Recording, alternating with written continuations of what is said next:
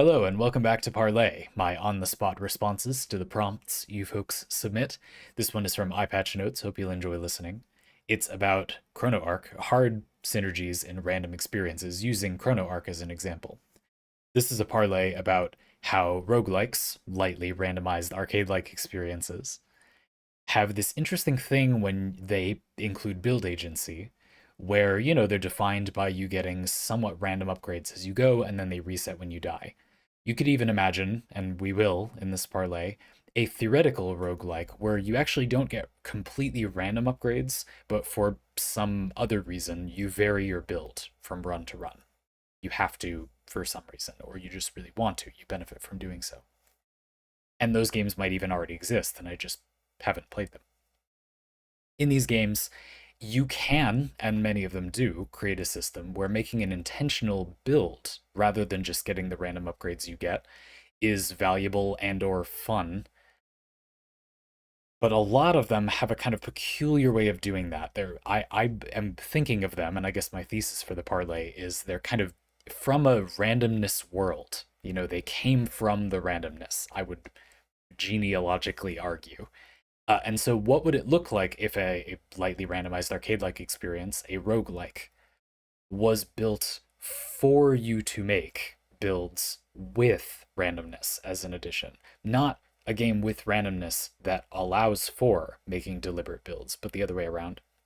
And I think this topic is on the kind of border of those two topics. So, EyePatchNotes begins. Many lightly randomized arcane-like experiences, roguelikes, offer the player pre-run agency before letting the player loose. Before you start your run, you'll go up or down or out, get a bunch of random upgrades as you go, probably die, and then everything resets. A lot of games will offer you some amount of stuff you can pick first, right? This could be as minimal as a character select, or as varied as allocating meta progression resources or passives. Hades 1 has a long list of toggles, the Mirror of Night, passives. You can pick between two, in addition to keepsakes and weapon aspects. A lot of stuff before the run starts, yep, in Hades 1. If a player is chasing a specific floor 1 fantasy, they can sort of lock in a god's keepsake and hope for the best. Floor 1 fantasy referring to the first half of a duo boon or what have you, lest a synergy slip away. Right, if you want a combination of two gods' effects, you have the ability to use these keepsakes that you can swap out each floor to force that god into your run. There are 8 that can show up in this limited way and have duo boons between them, and you're going to find up to 4 naturally, but you can lock them in right from the start if you want to, or wait a little bit of the run first. And this is a way to make it much more likely that you will get the combo you want. You could even lock in the first of the 2 that you want to duo boon from on floor 1, and then lock in the second one for the duo boon on floor 2, guaranteeing that they are in the pool, and should you get the boons that you need as prerequisites, you can get the duo boon, right? Could seem fairly reliable, but kind of from a randomness world. Do you see what I'm saying? We'll come back to that more later. A strong preference EyePatchNotes has is for hard synergies, the definitive interaction between two named game pieces or requiring a leap in logic. Hades 1 has Aphrodite's Blown Kiss boon that is designed, intended for, and requires Aphrodite's Cast boon to acquire. The short-ranged Crush Shot, Aphrodite's Cast is like a shotgun, exclusively enjoys a hefty multiplier on undamaged enemies. That's what Blown Kiss does. Except a dogged player could acquire Blown Kiss by getting Aphrodite's Cast boon, and then trade Crush Shot out for another Cast boon, and that works. Doing so is highly inconsistent, but cracks open a new perspective on cast builds. Imagine, if you will, the bouncing lightning phalanx with multiplied damage on newly spawned enemies, playing into its strengths. A delicious power fantasy, I can agree. Hades 1 is a game that supports selling boons or rarely having a god replace an acquired boon with their own at a higher rarity. Deeper boons are built on mounting prerequisites, asking the player to take the same gods again and again to get all the boons you need to get this boon that requires 3 boons from that god, right? What Hades 1 does not continually check for is legality. Nice way to put it. Blown Kiss supporting other casts does not quite have the developer's blessing, but is exactly the kind of chicanery EyePatchNotes craves. Right, in Hades, when a boon has prerequisites, that's a nice way to put it. That's a very elegant way to say a kind of odd thing about Hades that I have not thought about as much as would be fun to. When Hades boons require you to have certain things, for them to work, they do not require you to keep the things that you needed to get the boon in the first place. You just need to have had them at a time when you could get the applicable boon, and then you randomly get it. And then after that, boon says to get this boon, you need these prerequisite boons. That stops mattering the moment you get the boon. You can delete them. Now, for a lot of such boons, I would say like the not that it matters if it's intended, really, we can't know that. But the kind of non-deliberate, not part of the game part of that system in Hades is that there aren't very many boons that do something useful, but which you would then want to get rid of the prerequisites. You know, there's a good amount of them where maybe it will be, oh, Poseidon will inflict a status effect, and then you'll get another boon, which was available because you have that status effect infliction boon from Poseidon, that says, oh, when enemies have this Poseidon status effect, you also get this effect. So if you were to sell the prerequisite boon that inflicts the status, well, then this boon wouldn't do anything. You know, you can sell it and you'll keep the boon, but it ceases to function. You know, a lot of the prerequisites are not like balancing prerequisites. A lot of them are, but a lot of them aren't. A lot of them are just this boon wouldn't function. This boon doesn't do anything until you have this effect. And Hades also makes decent amounts of use of the other thing, which is, oh, this boon is strong, so you just have to get like more boons from this god. I know I can think of a few boons in Hades 1 and 2 that, you know, it's a good upgrade, but you need to get some upgrades I don't think are very good first, or you need to get a lot of upgrades from that god first. And this makes the strong boon weaker by requiring you to do some legwork. Certainly, if you were to get a lot of boons from that one god or whatever, I guess it could not be too bad, but that comes at the opportunity cost of not getting something else. Yeah, it's a fairly big part of Hades' design. But for a okay amount of those boons, you can then remove the prerequisites and keep the effect, and that like isn't terrible in some cases.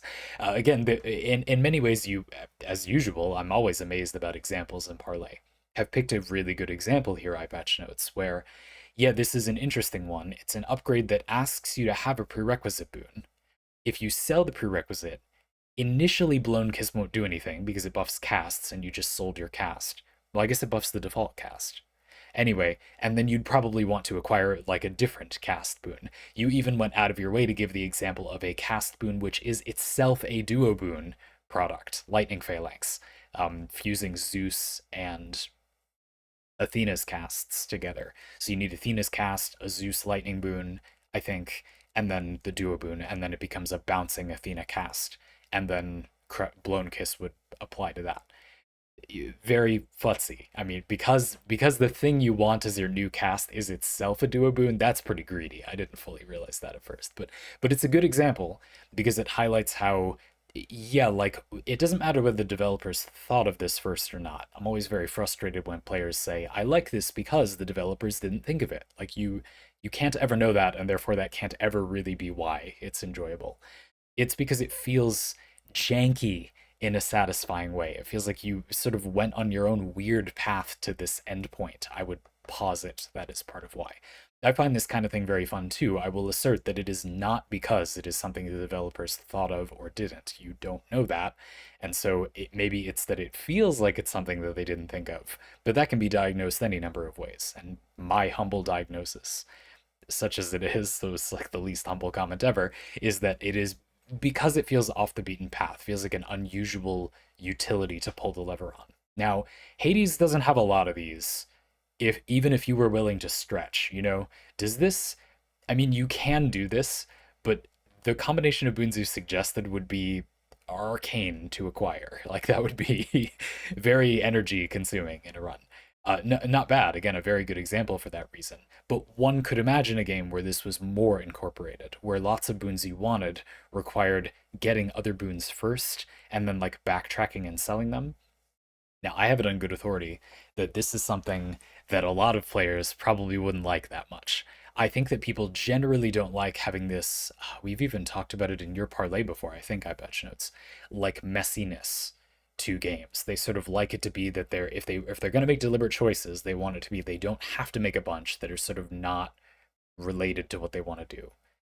However, if it can be something like this, where, you know, it sort of feels worth the well, opportunity cost, right? To go out of your way and do it. That's pretty nice. And I find these kinds of things have a really nice balancing leg up. Because the sequencing here is so odd, you get the Aphrodite cast, you get the Aphrodite cast boosting boon, you sell the Aphrodite boon, doesn't always have an opportunity cost in Hades. Between floors, you can sometimes just sell boons. And then you just do get another good cast boon that could potentially have in the right run, that could have a very low opportunity cost. That could just kind of happen, sort of. And then if you notice that, you could seize the moment. It is therefore reasonable for that combination, if you as the developer think about these combinations, it's reasonable for you to make them relatively powerful because they're not very likely to become overpowered. Most of the time, you just can't do this. It's not a matter of whether it's worth the opportunity cost. And when you can, you have to notice that you can do it. If that gives you a modest bump in power, that just isn't that bad. I mean, it would have to be very broken for it to be worth doing this very risky sequence.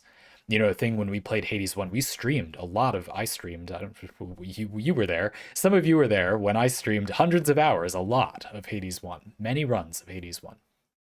And one of the things that came up a lot is that risk when you do stuff like this. A good amount of duo boons just on their own. You don't get that much unless you actually get the duo boon. They don't really unite into anything that useful, the boons that you're building up along the way. And so I think that's really good. It means that there's a meaningful risk to committing like that. And this type of not a character attack, EyePatchNotes, just a way of explaining it. This kind of flaky, you commit to one thing, but then you just completely turn around and commit to something else, is something the game punishes decently heavily. And so even if it was, you could say, overpowered to attempt to get this combination, I think it has a kind of nice balancing thing, is what I was starting on, where it's very punishing to attempt unless you just want to, basically.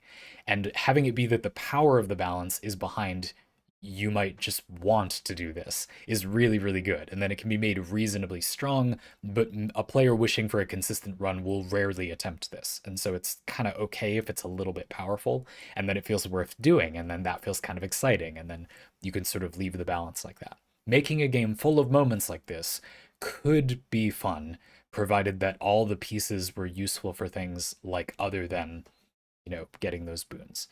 And personally, since we are going to talk in this parlay about how you could make these games, let's just say better, more like this, better at this quality, not better in every way.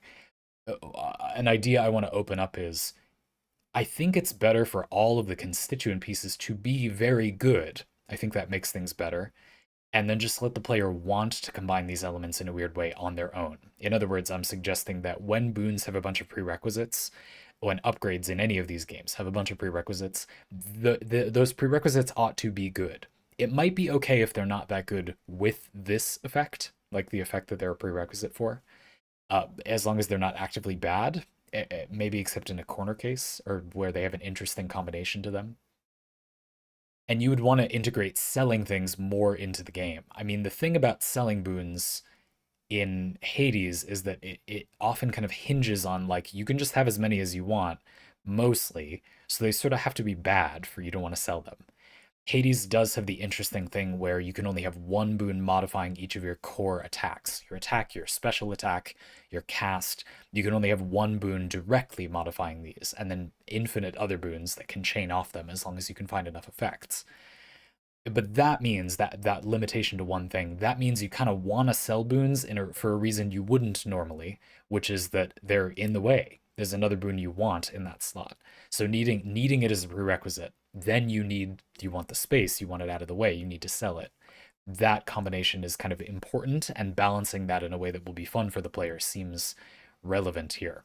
I say this because though you've titled the parlay Hard Synergies and Random Experiences, I think that it will also help to focus on that subject a lot. Anyway, moving on. Chrono Arc is in some ways the complete opposite spectrum from Hades 1. Meta progression is a binary unlock. When you unlock something, this game piece will show up in runs now, period. That's it, right? And the player's pre-run agency is largely limited to character selection. However, personality and skill expression bloom immediately when assigning fixed skills and events, then especially recruitment at the first campfire. Let us rewind a bit to character selection. A recurring praise for Chrono Arc's build system is the pick 2 random 2 party composition. Yeah, this immediately attracted me. I think this was even your pitch to me to start playing Chrono Arc. The idea that when you build a team, you're going to have 4 people. You start by picking any 2. You just, half your team is just whatever you want, free build it. And then the other 2 are offered to you from a set of like controlled randomness options. There are roughly 3 archetypes in Chrono Arc, like damage focused character, tankiness focused character, and healing focused character. Pretty much everybody does some damage. And so when you get randomized options to fill out the 3rd and 4th party member slots, the game encourages a rounded party by giving you 1 from each of those roles. You get 4 options, but the game will guarantee you're offered a healer each time. So you're not going to get screwed out of that by random chance. So, right, you get to pick any synergy you want right away, and then you basically are promised a rounded party later if you want one. If the player wants to lock in or explore a particular synergy, they can guarantee that half the party is exactly what they desire. Some characters will more explosively combine than others who merely support each other. We can dive into one particular synergy, which is Narhan and Hughes with Trauma. Narhan is a tank character who offers crit and stun support as well as information. Yeah, it's a weird mechanic. You get to learn what the enemy will do on their turn for a target. Hughes is a sort of insurance healer. Yeah, very strange character. Huz, H-U-Z. Hughes, I don't know. Who inflicts short-term damage on allies in order to save them from death's door later. Yeah, it's very strange. In a short-term insurance is a good way to describe it. At first glance, there might not seem to be any explosive link between them, but we can interrogate Hughes' passive. If an enemy would act at the start of a turn, their action count is 0 before the player can make a move. The player can pay 1 mana to have Hughes attack that enemy. The attacked enemy takes a little damage, gains 1 or 2 action count, so they're delayed by 1 or 2 actions. Remember, this enemy was going to attack right away. And then they receive the Obstruct debuff, which increases their CC, their crowd control, their stun resistance by 500%. What does this do? It's meant to be a way that you don't get ambushed, basically. Because Hughes heals in a way where you need to kind of, her gimmick is she intercepts the damage. You think or you're worried this character will get damage. She does her ability on them. Now they're kind of insured from taking future damage. The developer realized that it would be very punishing if characters could be hurt before Hughes can act. That would make her bad? Not really, but anyway, I guess that's why they did this. So if enemies are going to act quickly before you get the chance to act, Hughes' passive lets you spend mana to delay them a little bit. And as a way to make that not complete brokenness, she also gives them huge amounts of crowd control resistance, big stun resist. So you can't just delay an enemy that would get in a cheap hit on you and then stun them forever, preventing any enemy from ever doing any attack, right? It's kind of important that you can't infinitely further futz with the enemy that Hughes delays. So delaying an enemy is situationally very powerful, creating the opportunity to shield or heal before a problematic attack, though a delayed enemy typically can't be stunned as well. Narhan does have a rare skill that places a guaranteed stun on the enemy, like it ignores CC resistance. That's weird and unique, and kind of good with Hughes' passive. But this is not where EyePatchNotes' desired synergy lies. Instead, take a look at Narhan's Trauma ability.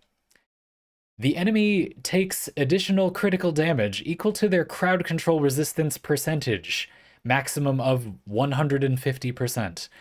Reaching Trauma's stated cap would normally require consecutive successful stuns. Each stun applied to an enemy increases their CC resistance to discourage establishing a non-interactive stun lock. Enemies get given resistance, so you can't just stun them over and over. And this means that to reach Narhan's cap on Trauma, you'd normally need to stun a target, which will probably work. They'll be stunned. They'll be given like 100% CC resist on average. And then if you CC them again, it won't work, and then you won't ever get to the cap. But Hughes jumps you right up to, well, 500%. It doesn't even accept that much, and you get the full 150% additional crit damage. Notice that our favorite whip-wielding healer can immediately rocket an enemy to Trauma's juicy 150 bonus crit damage cap if they somehow trigger her passive. Having 0 action count at the start of the turn is surprisingly rare for enemies, bosses, that the player would want to burst down quickly. So while there is a unique relationship between Narhan and Hughes, it is a hard synergy to pull off. Indeed, here hard is doing some heavy lifting, as you left in a note. It means both that it's like a very specific, right? Very, very built in, ingrained into those characters synergy, but also very, like, literally difficult. It will not happen very much. I think that that's a good place to start. Is this fun because it's rare? And therefore inherently my, I'm going to use your word, chicanery as a game designer, where I constantly want people to get to have their cake and eat it too, just won't work here because it's fun because it is hard to pull off. I am not completely open to that. No. I think that at the very least it could be much more a part of the game and still be fun. I feel like a lot of these mechanics is kind of two things. The first one is a lot of them are really interesting, but I feel like the problem is they're on the edges of the game, or they're a little too specific, or that benefit doesn't benefit literally anything else in the entire game, and so it kind of gets neglected. Like there are so few cases where Aphrodite's cast boosting boon from her cast is good enough on other casts that are easy enough to get while still getting that boon that it feels like it is worth getting. And there are so few other times when that line of play, getting a prerequisite boon, getting a boon that requires that prerequisite, selling the prerequisite, and then replacing the prerequisite with something else because you needed to because it was in the way, that hardly exists in Hades as a beneficial thing to do. And so the fact that that is that way puts you in a position where, yeah, like it's partly hard because it is hard to notice that that would exist. And it's also kind of hard because it's sort of hard to manage a lot of the time. It can be difficult to run this strategy, be aware of it, even have the pieces to use it, but just remember to execute it at the exact moment that is required. Basically, what I'm saying is that at the moment, it is rare that people do these things, but it's rare for a few reasons that don't seem related to how often it would be good or how much of the game contains it. It's rare for a few reasons that you could just remove, and it would be no more difficult, objectively, to pull off, and also no less or more powerful or prevalent in the game. It would just, you would subjectively, in practice, humans would be able to do it more often, but it wouldn't be like more part of the game, if that makes sense. And this is something I'm very keen on. To me, that seems like a chance for a win win. Greedy man that I am, I want this to be an experience more people can have. But cheapening it by making it just always the thing that happens in the game doesn't seem like the solution. Would you agree? And therefore, it seems better to explore how you can make it just easier to notice or know about. This is why I'm always so gung ho, so excited to hear people and to hear games that talk about like making builds as an activity rather than just having your build made. We have the example of like a big role-playing game, big story-driven role-playing game. In these games, a good amount of them, you make one build over the course of the entire game and that's it. These games' build systems are, in my humble experience, often quite bad because it doesn't really matter. You can't really backtrack or check or even know anyway. I doubt the developers know or even particularly care if the build system is any good because it doesn't really matter. The game has a build at its very core, but it's not a game about making builds. It's a game about playing one build.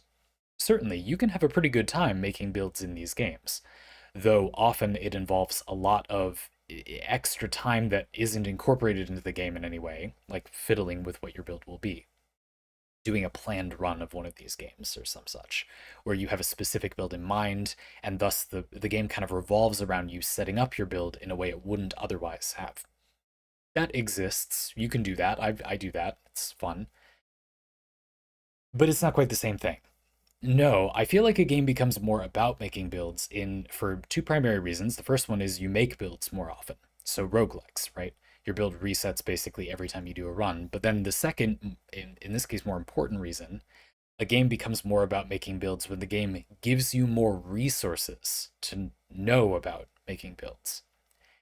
Would you be willing to agree that a game with an involved enough wiki and community is, because of those things alone, more about build making than a game that lacks those things?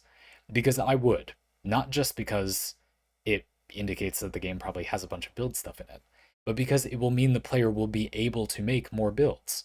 Remove the Elden Ring wiki, and not a build can you make of the builds I've made anyway. The information that I use to make those builds isn't in the game, it's on the wiki. It is true information that exists from the game's materials. But without conducting a research project or breaking into the game's source code, you cannot know the things that I got from the wiki. The game is now able to be more about making builds than it was before because of that additional resource. It wasn't required that that's how I got the information, but that information being there, if I'd done the research myself, that would also not be something about the game. That would be something about me having done the research myself. So there is a way to kind of make, but they could be in the game. That's the point. Yes. Okay. There's a way to make games be more about making builds without actually making them have more build making in them, and it is to put more information about build making in them, is to guide the player in some way toward those builds. To, for example, have the player fight against enemies that have the same capabilities they have. Now and again, the enemy pops off with a strategy like the Narhan and Hughes combo we discussed. Suddenly, you go, oh, and go to do that yourself, something like that. There is great joy in having some kind of like player ability PvP in a game to demonstrate to the player what maybe could be. You can do all sorts of stuff with this in tabletop role playing games by running player characters against your players and showing them, oh, this is something I did with the same rules you built your character. You might also abuse this potentially. If you haven't done this before, it's a lot of fun, provided that you prepare. If you're a player, game master who's not used to doing this, may I recommend you make a rather thorough plan of what your player character will do. You are not making decisions as the player character during the fight. Think of it more as a scripted encounter to show the players something about the world. You're not going to just freely play the character. At least I wouldn't recommend you do that if you're worried about this. Lots of people on the internet will tell you to never ever run player characters as a game master. And they tell you this significantly because they're worried it will just eat up too much time. And I mean, they could have just said that. You can do things about that. It's not like the end of the world. It's not like there's nothing you can do to make it so it doesn't take too much time. There are things you can do. A lot of fun. So you could do that. Now here, I'm not sure that's really what I'm recommending either. Let's look at some examples of these two, hard to acquire synergies that EyePatchNotes has laid out and see if we can think of things you could add to these games that would make it so in practice people would do these things more, but without making it any easier to actually do them, I guess. If you did everything you could in a run to do these combos within reason, with or without these changes, in theory, the player's possibility to do these combinations should not change. We just want to make it so they will notice more, basically. Again, as if an enemy did the combination. The player would just be thinking about that cool thing more, and then when it came up, they'd be more likely to notice it. So going back to the Hades example, what if Hades contained a feature that let you look ahead at some of the other things that would be offered? You might think, oh, I had it in mind that I would do that cool blown kiss boon thing that EyePatchNotes mentioned in that one parlay. But as you're playing Hades 1, as one is wont to do after watching some parlay, I don't know, your life, you encounter maybe Crush Shot, Aphrodite's cast, and you think, but for me to do the thing, I need to get more Aphrodite boons.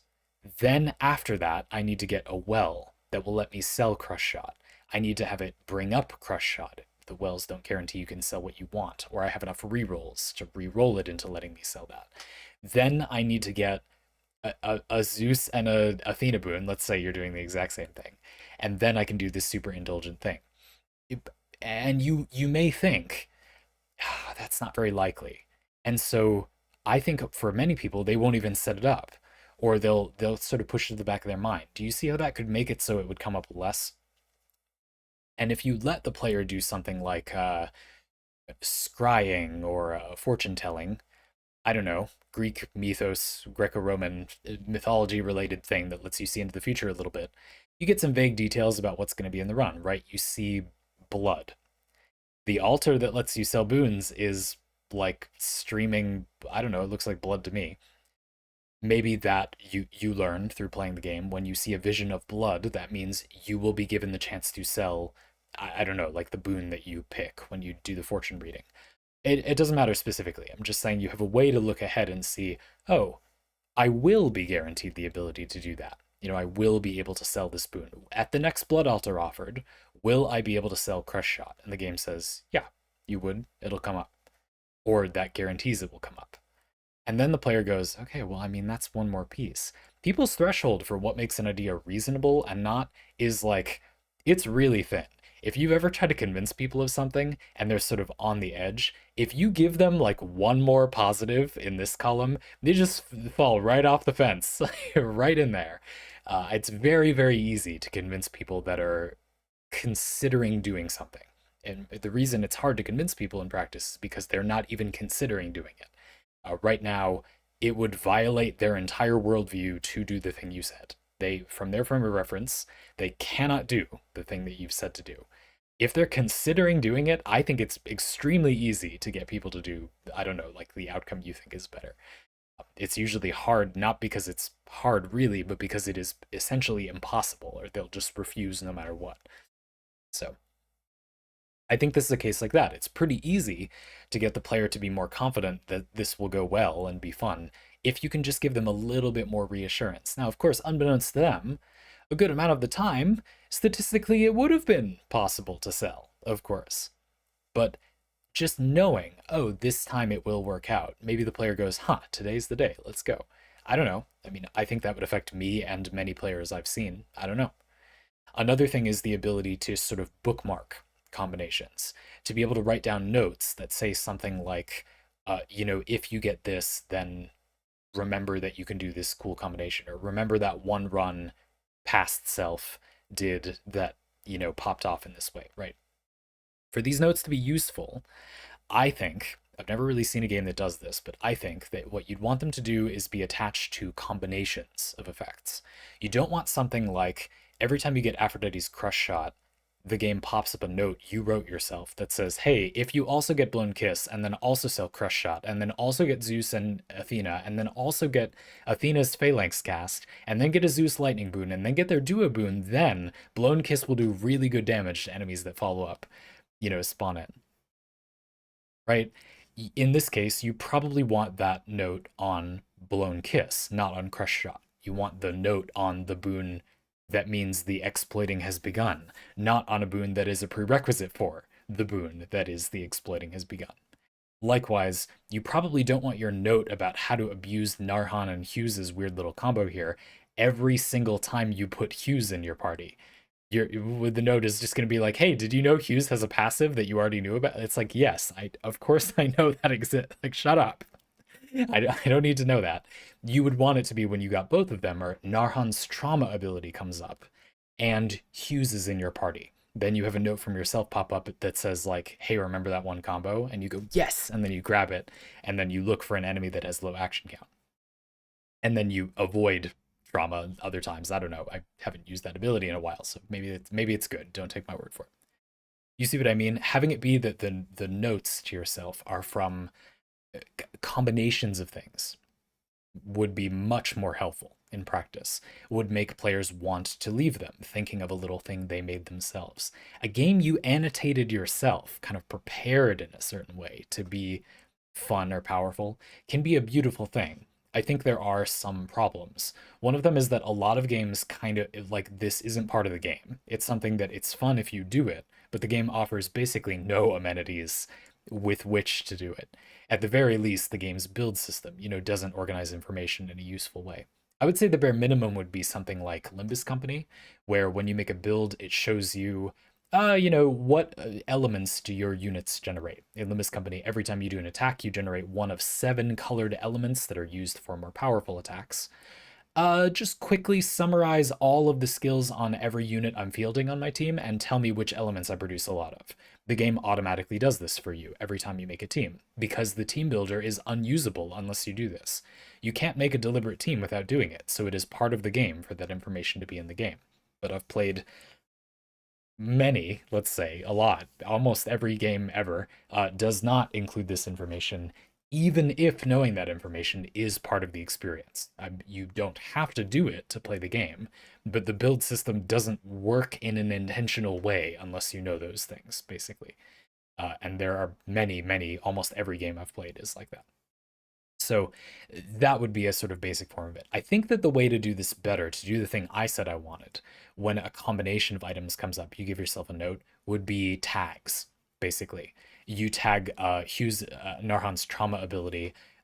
Hughes is, characters in your party, Hughes, and then your team is slow or something, I guess. You already have Narhan in your party. Maybe just the Hughes tag is fine. And then trauma comes up, and because you have Hughes in your party, that trigger is fulfilled, so your note pops up, and you could do multiple of these. If you wanted to, you could do notes that are just when a character joins your party. There's a character you don't like, but sometimes they're just like the only healer that's offered, and you put up a note for yourself saying, ugh, but like take these abilities. Here's a cheat sheet to what abilities you personally like on that character. Something like that, things like that, reminding you of the utility a character has.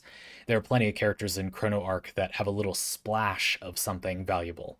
I don't know, Joey comes to mind, has a really, really good single target stun dart, but I often just don't immediately think about that when I see him come up. He's kind of a hybrid status and health regen healer character, and I often forget, oh, he does have that really easy access stun as well. Like maybe I'll pick that up.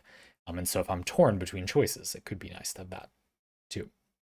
So yeah, I don't know. I personally feel like the crux of the conversation here, to move on to the last thing the other big thing I wanted to talk about, which is like how to make games more like this, is that I think a lot of times this could happen are stymied by the player's mindset. It's possible that for this entire section of the parlay, a lot of you feel like this isn't that relatable, actually. EyePatchNotes, you wrote this parlay. Maybe you feel like, doesn't seem like an issue to me, which very well. I can only assume, I think it's a reasonable claim, don't you, that this is a reasonably common problem that people have, that there are build ideas people think are interesting, but they simply don't think to do them as often as they would like to, and meaningfully often look back and go, oh, I could have done that thing that I do know about, that I did remember, but it was just hard to have like enough presence of mind to do it in the moment, especially when you get a lot of these ideas. If you don't feel overwhelmed by this now, imagine a gaming industry full of games like this. It would be really cool, right? But you probably wouldn't keep all of that stuff straight. I know I don't, and it's my job. I get to spend a full-time job amount of time keeping these things straight, and I often don't completely. I think I am very good at doing so. It's just extremely hard when there's so many.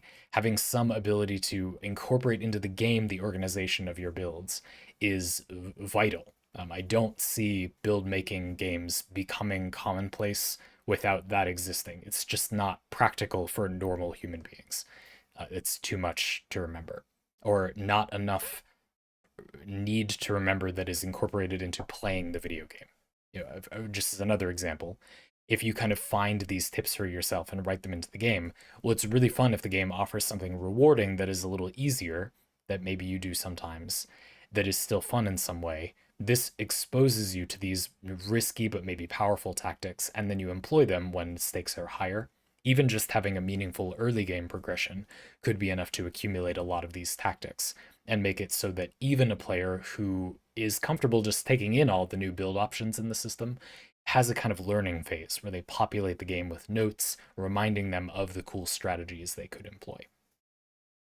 I mean, a lot of people that are used to playing these games a lot do this anyway. It's just not like in the game. I don't know. I or how I feel about this is, I guess, how I feel about when I go to parties or places with lots of people I don't know that well, and a type of event I don't enjoy. I always bring a notebook. I bring a physical notebook with pages that are perforated to tear off. I bring this because other people should bring them. I'm good at remembering things that leave an impression on me in these situations, but other people aren't. And they will eventually get excited about something they would like to have an effect on their life, but they did not bring a way to remember it. This is okay. I wish that once the next thing happens, they would remember to from now on, but I will then pull out the notebook and write the thing down. You know, somebody tries a beverage I've proffered and says, I want this, like, give me more of this. It's like, well, that I love that attitude, and therefore you really ought to bring a notebook to such things. Rip, here is the recipe or the name of the thing or whatever. I am happy to then do it for them. As a courtesy, I know I'm going to give you something you haven't experienced before, and then you'll want it. So why don't I like bring a way for you to remember it? I know you don't have one. Sorry, I don't know your life, listener, but you know, the people at most parties, go figure. Same thing with games. I consider it more like a courtesy. I'm not trying to pedantically argue it absolutely must be in the game, though there's not really a reason for it not to be in the game. I'm more arguing that it's sort of putting your best foot forward, courteous, encourages the player. Like, ooh, I might enjoy taking notes in this game. Or I even remember Starvader as a recommendation from you, EyePatchNotes, where you can kind of right click on basically anything and it just tells you what it does. I think Inscription did this quite well too. You could just click on things and instantly the game pulls up its own wiki that shows you a diagram of what it does. Doing this puts your foot forward for the player that you're meant to be smart. Like I assumed you were smart when I made this, the game developer says. You'd want to know, and I know you'd want to know, so I just left this here, and I have the confidence to assume that you want to know. I do, of course. You can't meaningfully play many of these games without knowing. I would find it difficult if you were magically cursed to be unable to know what the sigils, the keywords basically, they're like symbols on the cards, in Inscription did. I'm not sure you could beat that game. Like might just be impossible. Like you can't play this without being interested in what the abilities do. So I mean, you probably can, but like you get what I mean, you know. So the game proffers up a very, very comprehensive way to learn about that stuff. But why doesn't the game proffer up like consistency? The sort of second half of this discussion, in my mind, is well shorter, but it's but then why the randomness? Basically. Why not just let these things be chosen? Well, the obvious initial answer is that you just pick them every time, right? Anytime you'd think enemies would act with an action count of 0, you'd pick Hughes and Narhan, grab Narhan's trauma, interrupt them with Hughes, and then bomb them with trauma damage. And that would probably not be interesting to many people. It would just be that any situation that fit the bill, that would just be the good tactic or one of the good tactics. You could make a lot of tactics good in that situation, sure. And I've played games that are balanced this way, where a lot of the things that would make something good are common and obvious, and there are almost never specific things that counter those conditions. There are usually general categories of things that counter those conditions. This might sound kind of boring, like the game is just full of rock, paper, scissors, sort of. But it can be surprisingly interesting because it gives the player a prompt for what to look for.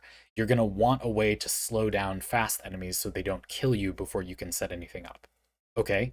And then when you look at items in the game, you're looking for that thing. That's good, potentially. Again, we can go a little bit back into part one and say you don't have to make the game less random by reducing the random number generation use. You can make it less random in practice by just giving the player more information or a better perspective about what to look for. The player that views Hades 1 in the least random way might be me. I might be the human being that views Hades 1 as the most reliable thing to play. A rare honor, I'm sure. Uh, will view the game as a significantly more reliable thing, and therefore the game is at least its most reliable form, or close to it. If I'm using and aware of everything that the game offers to control its randomness, it is its least random version. And there are games that are kind of on the edge about this stuff, Chrono Arc and Hades, for example, where knowing everything the game offers, or most of it, to control the randomness, and knowing like very few of those things or none of those things or not using them are very different games. You know, it's not really the same game if you play the one way, the other. The game that people talk about when they review Hades, they're reviewing the story. And a lot of Hades 1's ability to control the randomness comes online fully after the story is over for many players. Thus, the game that is being reviewed is not the game I any longer play. I have access to randomness control you had not unlocked at the time that people reviewed the game. So what, what? Ideally, maybe you don't do this. And I was very pleased to see that in Hades 2, those features were at least made available much earlier, let's say, significantly earlier. If that sounds cool to you, I'm not sure I can recommend Hades 1 because you have to like a rather different game before you get to that game. But Hades 2 can do this pretty quickly, in my experience, if that's something you want. And more importantly, it shows you that it exists earlier. And so if the player wants it, they can earn it and unlock it and then have it, and that's fine. And you're probably going to experience the game randomly a little bit anyway, just as you get to grips with all the effects. Anyway, the point stands, just the player being more aware of these things would make games feel less random. Just the game making you aware there are ways to control the randomness. So you don't have to remove the randomness. But again, what is the point of that randomness though? Like why not remove it, basically? Well, you could say it's back for variety again. It's because we don't want to ruin the hardness, we're using this word in a colorful variety of ways now in this parlay, of acquiring these interesting combos. You don't want to damage their unique feel, the unique fun, by making them commonplace. So you make them random. Not necessarily as a crutch for balancing, just so they literally happen less often, like for variety. Literally just for variety. I think this is also not a very interesting reason, because if you don't have, if you have played through the game a lot and you don't have a lot of control over when you get these things, yeah, they won't come up very often, but they're also less satisfying to get because you don't have as much agency when you get them. So there's a kind of a push and pull here, I think, where making these things possible to do, giving the player ability to do these things, and making them come up more often are in a sort of tension. And this is where it's fairly obvious, I think, that the ideal situation is to focus on giving a player a lot of fun options, which a lot of games do. But splashing randomness isn't a terrible idea. Makes some of the options a little better than others here and there. An often under-celebrated aspect of randomness in these games. Controlled randomness, controllable randomness. ChronoArc's randomness, where you pick two characters, and then a random two, but I mean it's a very curated assortment. It's not much randomness, right? So why is it there? You can kind of do the thing you want to do every time. So what's the point, really, you might ask? And I think that it wiggles balance, basically. It allows you to make a game where things are balanced against each other. Lots of options are good at the same time, but they're not exactly the same amount of good as each other. And then randomness kind of rounds that off. It just sort of rounds up with that balance and puts the player in a position where most of the time this will be slightly better or worse anyway, because the game randomly gave you, I don't know, more or less access to trauma, or you started with a different combo and then Narhan wasn't offered at your first campsite, even though you picked Hughes on your team. So you're not sure if Narhan will be offered at your second campsite, or more likely you have Narhan first, you see trauma come up and you think, I might not get Hughes at one of my two campsites. Will I go for this or not? And that is shoving around the balance of that combo in gentle little ways. I think that this is a really nice solution. Ironically, only if you focus on balance. If the game is well balanced, but just not completely perfectly balanced. It's not made by an automaton, it's made by a human, a mere mortal, and then the rest of the way is taken with like a skosh of randomness. But you see here that randomness is not being employed as the kind of fundament of the game. The game is about controlling your options. The game assumes that you, well, viewed this way, I'm not saying ChronoArc necessarily is, but this theoretical game is about you having control over what you pick. And randomness is a tool to benefit that control, to make it more interesting to have that control, not something that makes it so you probably just won't be able to do the thing anyway. I would venture that Hades and ChronoArc, if you do non-greedy enough things, It is very difficult, like almost impossible. Like less than one time out of 10 will you fail to do a combo you've set up that is not ridiculously greedy. You want that, trauma, Narhan's trauma, or Aphrodite's crush shot, boosting boon, balloon kiss. If you do what you can to get it, you will get it more than 9 times out of 10, in my humble experience. And by my humble experience, I mean hundreds of hours streaming Hades. But it's just one game, of course. You get the point I'm trying to make. I think that is kind of the key. And you're never going to be able to stop players from being in a position where this game does kind of prohibit you just picking any upgrades you want, and that is maybe a sacrifice worth making. You could even have it be that sometimes the game does let you get whatever options you want. I've always thought it would be a fun idea to have a game like Chrono Arc or Hades, where at key moments in the story, you just get God mode, I guess literally in Hades, and you get to pick any boons you want. You could just get to pick any upgrades you want.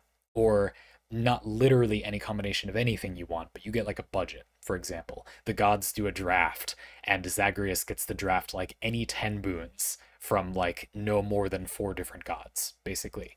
A run that could have happened, but like wasn't gonna happen. It's still a build that exists in the build system, but the player gets to pick whatever they want within those restrictions. Chrono Arc is already quite close to being this. You can pick any 2 characters you want. The game has a habit of giving you these spell books that let you just pick any skill of that rarity from a character. Chrono Arc is already 90% of the way toward that being a thing. I feel like it's kind of a shame that that's not like some of the story fights. You have to pick Azar for some story fights, for example. This happens in Chrono Arc. Sometimes scripted runs will require you to bring a certain part of a team. Why not let the player kind of just have any upgrades they want, right? That feels appropriate to the narrative. Everybody puts on their best show, gets their game face on, and gears up to kick some ass. I think that's a fun way to do it. And giving the player a taste of that control, or having it be that sometimes they just will have full control, could be a really fun way to do it. That suggests to me something I didn't at all have in my notes, but which I think is a cool idea. Let me talk about that for a sec, which would be like a rhythm to runs in a roguelike. You have a roguelike where some of the time you get more and more control. It comes to a head, and then you when you beat the boss or whatever, you lose it. A game that is a moonshot to beat at first, not very likely that you'll win at first, but then you get more and more control until you win. It's not a great idea in my opinion, because it means the player will often feel like those early runs are just charging up, but that could be made fun. There could be a story to them. It could be like part of how you set up your future runs. Okay, so for example, you runs are pretty long in this game. You play a lineage of mages. The the first run, but the game doesn't present it this way. You play as a mage who fights through a dungeon and is inevitably going to die. Now, your descendants in the next half a dozen runs are going to go by that guy's body and be able to steal their magic crest and inherit spells from them. So you care about what abilities they get and where they die, but you have no illusions that you're going to win. This is just part of your lineage, the weird structure of runs this game has. You die, a bunch more of this happens, and then your 4th or 5th generation ancestors in your mage lineage could complete the run. They're getting enough stuff as they move up. You've kind of built a ladder of corpses and magical energy for them to climb to potentially being able to beat the final boss. And this would create a dynamic of runs where you experience some significant randomness and some significant control over the run, and you get to enjoy both flavors. I've played a lot of games where I think that would be the case. There are games where if on occasion you got whatever you wanted, that the game would survive that from a balancing perspective. But there's also an interesting randomness and thinking on your feet and improvising. Limitations breeding creativity to the games. And you can keep that. You could sort of have both potentially. I reckon Chrono Arc and Hades are 2 games which meet those criteria. Games which this structure would be a little bit bizarre if it were in either game, but it's not completely undoable. And again, I made this lore off the top of my head. Your mage family that engraves their magic into their bones or something, and so that's how you break out. I don't know. Where are you breaking out of though, or into? I don't know. The Demon Lord's castle. Like, give me a break. You get the point. You could do something to make a game like that. I had planned to write this parlay more about like making games that were less random. But that isn't what your prompt is about. And so as I was talking, I realized, no, we ought to get into what can you do to affect how often these things happen, or like how the player has a relationship with these effects that doesn't change the lightly randomized arcade-like experience. That is why this effect exists, I think, is I think this was better, but I skipped a good half of my show notes because I think that's sort of wrong and wasn't really what you were talking about. So tell me if you think I did a good job, and hopefully this was at least an interesting perspective. I would imagine you have things to say about, does that affect your enjoyment of those things?